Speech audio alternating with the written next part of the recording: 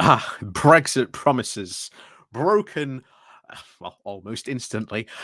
But one of the big Brexit promises was, especially made by the Brexiteers, was that the Common Agricultural Policy, or at least the cap, or as it's quickly called, or at least the money that farmers would get from cap, would be replaced by the UK government.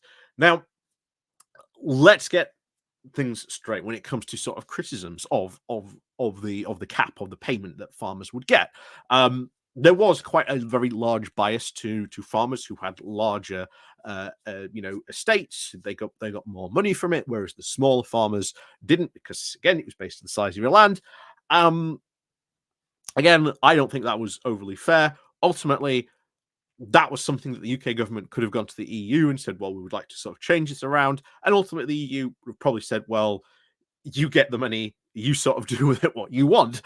um, so it wouldn't have been, shall we say, a hard task to sort of, shall we say, change the direction in which the flow of money went. And now we've got the new ELM system, or the Environmental Land Management System, which was meant to replace these funds. And of course, once again, it favors farmers with large estates. But even more worryingly, this is massively threatening hill farmers, because they are being told to go and plant a forest. Now, I don't know if you've ever been to the Peak District or anything like that, and these big, open wide hills. They don't see many forests up on these hills, because it's not suitable for well, a wide range of things, unfortunately. Meaning that you can pretty much only have, most of the time it's down to sheep. Sometimes you will see goats on these hill farms. I think it depends on the altitude and where it just happens to be. But of course, if you go to sort of the Pennines, literally just down the road, you will more than often see a whole lot of sheep, and that has been their majority of what they have taken from that. So they obviously, get the wool. Sometimes, of course, they would get, the meat from the sheep, but it's predominantly wool. Um, these hills farmers do not make, stacks and stacks of cash. Most of them are really trying to diversify in what they do, so they can, offer other stuff, get more stuff in. And these ELM schemes aren't really helping a lot of this, unfortunately. Um, and now, guess what? Turns out Defra did an analysis. What would happen to hill farmers and the ELMs? Because the hill farmers, as we covered a couple of weeks ago, said these aren't really suitable for us. Defra said, "Oh, don't worry, we'll try and work it out so that it is." Turned out they did analysis, and this analysis, shock horror, showed that, well, no one's surprised, because again the hill farmers were right about this, that you know it turns out hill farmers probably aren't going to have the best time. And probably going to be having more farming news this week, because it is a NUF conference week this week. So we're probably going to be picking up some more stories from there. We'll try and cover Marie Batter's speech, her opening to the conference as well at some point. I'm sure she'll have something very interesting to say, probably about the ELMs as well. If not, probably one of the talking points at the conference will be that. So expect to hear us talking more about this week, probably about the ELMs, the environmental land management stuff. So, and of course, as always, before we do get into this, please do remember to click on the like, share, and subscribe button. And of course, down below, there are links to my Patreon page, the one-off donation link called Buy Me Coffee, where you can buy me coffee. There's the YouTube thank you button, and of course, the Pony Club down below as well. So let's go on into this. This comes from The Guardian, and the title of Defra. Officials buried analysis showing dire financial prospects for hill farmers.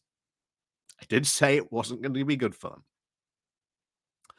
So, government officials have buried an analysis of the financial prospects for some of the most vulnerable farmers in the UK after realizing it was almost entirely bad news, The Guardian can reveal.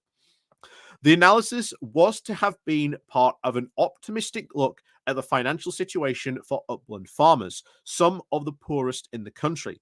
But the minutes from the meetings about the plans obtained through Freedom of Information requests have revealed the concerns that were raised about the negative findings. Farming groups have said it was irresponsible not to make the analysis public after the Freedom of Information document showed officials refused to publish it as the minutes would after the ministers would not like it. So, according to the minutes, one official commented saying it could end up with no pathways to success at the end. We only want to publish it if we have something which is positive to tell people.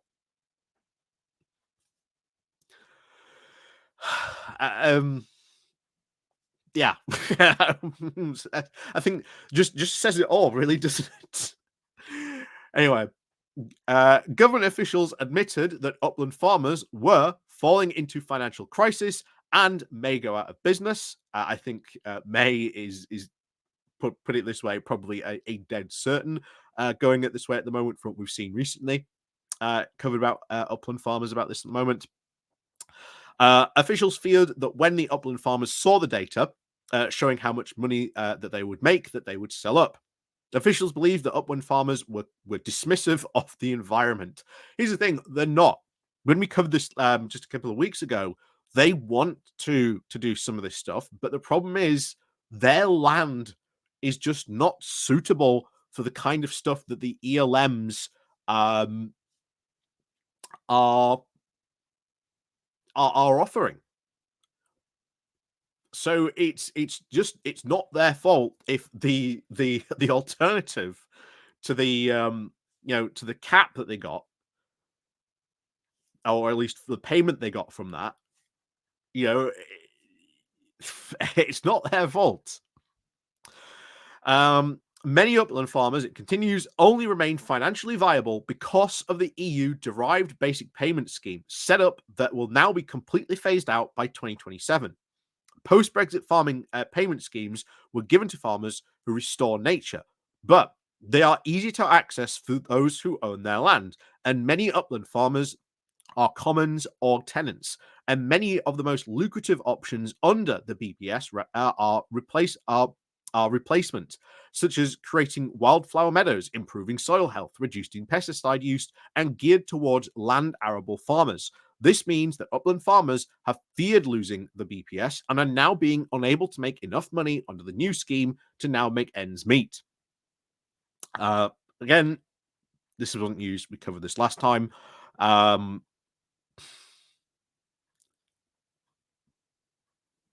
now you're going to get lots of farmers go out of business because of this. And once again, it also goes to show you why, we on the left should pay attention. Because as we've seen in Europe, what's been driving those protests in Europe, it's not been the left, it's not been the centrists, it's been the people on the far right, pushing these protests and trying to take advantage of this stuff. So, to try and remedy this situation, ministers asked the officials from the Department of Environmental, Food and Rural Affairs back in 2022 to draw up a Pathways to Success scheme for upland farmers to show the different ways to make their farms profitable under the new scheme. But this is where it gets fun. In a series of meetings of that year, officials raised concerns about the financial analysis and the scheme as a whole and concluded that it would be better not to publish them. Various reasons were given, with the officials saying that it will, quote, a case of waiting for the political situation to settle. I like that. Yeah, we don't think it's the right political environment to maybe release this information. I like that as an excuse. Another said it is, quote, it is important that we make sure that ministers are happy with what we put out into the public environment. Sensitivities around that. One official also said in a meeting that they were wanting to try and find out from Defra, quote, the number of people expected to go out of business, and added that many would take up the opportunity to reduce the size of their farm or sell up. However, they added, they would worry if you included the land sales in options, and it was a dangerous option to promote. We should be focusing on how to keep rural communities there. Another official said, we agreed, that's a capital, not revenue income. It is personal choice, not a pathway to success. Uh, so bear in mind, and I want to stress there is difference, of course, between ministers and people being discussed here. These are the civil servants. They're sort of doing their job.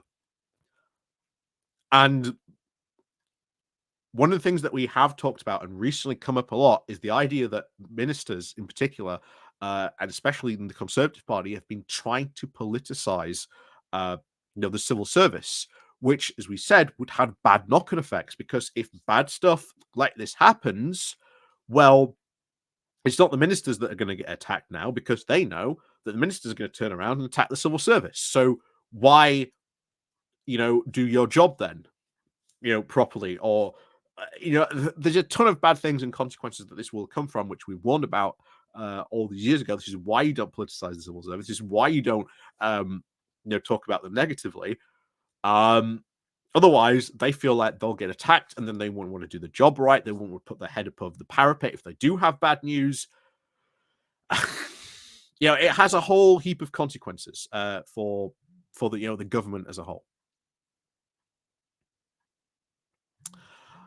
So those at the meeting also believed that upland farmers, and many of them who work in England's national parks, do not care about the environment. Well, that's very wrong. They really do care, because obviously their sheep are part of that environment. They do have an interest in that. They said a lot of them up to now will have been very dismissive on the environmental side, challenged to try and get good engagement in that. Officials concluded that we are not in a position to share economic analysis for the foreseeable, nor are we able to commit to any particular date where we can share this information. The information has still not been shared with the farmers or the public. Junior Allenby, the professor of practice at the University of Cumbria, who chaired the Uplands Alliance, which represents hill farmers and the upland land managers, says that the pathways to success work with Defra was being undertaken, and she said it was irresponsible not to publish the analysis, saying that it was both disappointing and irresponsible of Defra not to publish the modelling or its impact assessments of the new ELM, or the environmental land management systems and policies for hill farmers. This lack of transparency, understandably, makes this group of very vulnerable farmers worried. She said, in the uplands, there is a huge potential to deliver more for nature and climate adaptation, and securing future livelihoods. Still, over 7 years since the Brexit referendum, and Defra has still not detailed their full offer for the moors and commons. This is the promise of jam tomorrow is now wearing thin. And this is what, again, was offered to farmers. Don't worry. Vote for us and it'll be jam all the way. This was a lot of what we saw with the Brexit promises lied out continuously. If you do this, you'll have jam for days.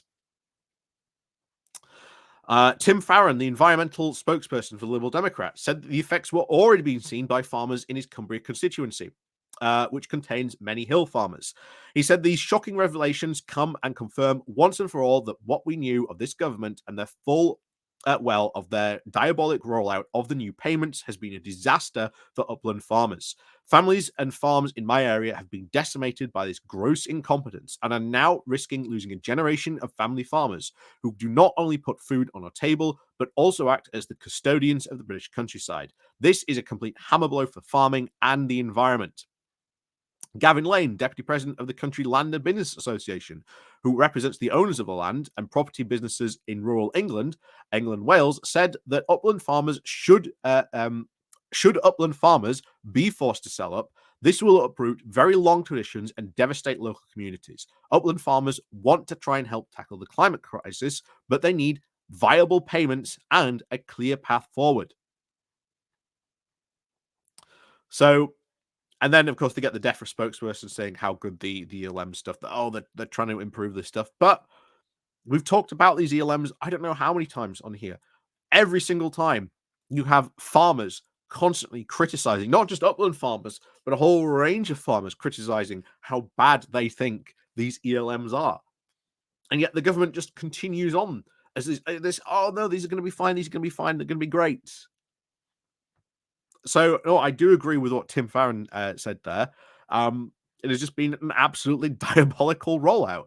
And of course, you have the Upland Farmer Alliance woman who said, since the Brexit referendum, They've been completely promised that these things are going to be replaced with something new, something far better, and they haven't.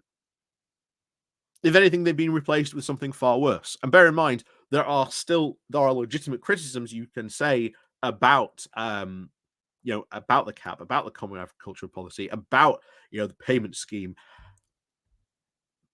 You could have just taken that and made it better. You could have just basically copied and pasted it, made it better. But apparently not. But there you go.